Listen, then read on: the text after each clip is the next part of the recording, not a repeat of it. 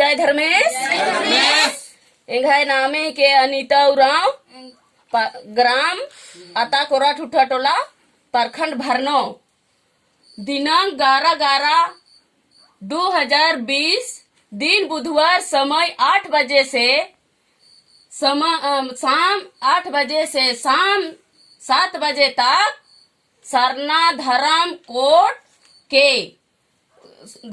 Code के सिलसिला पर सारे सरना समाज के छोटे बड़े भाई बहनों नेतागण सभी लोग ढोल नगाड़ा के साथ नाच गान के साथ बड़ी धूमधाम से मनाया जा रहा है। रैली जुलूस के साथ में सभी पीठ में बच्चा टांग के अपना धर्म को मांगने के खातिर बहुत लंबा सफर कर रहे हैं।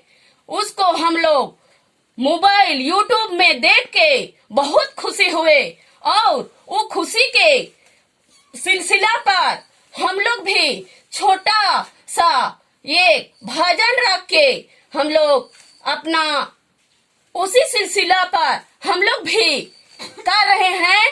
चितरंजन दादा को बहुत बहुत धन्यवाद और बधाई देते हुए हम लोग शुरू कर रहे हैं। इतना ही हम कह के अपना वाणी को वीरान कर रहे हैं। जय धर्मेश, जय जाला, जय सरना। खड़ा हुआ रे आदिवासी वाला, खड़ा हुआ रे आदिवासी, खड़ा हुआ रे आदिवासी वाला,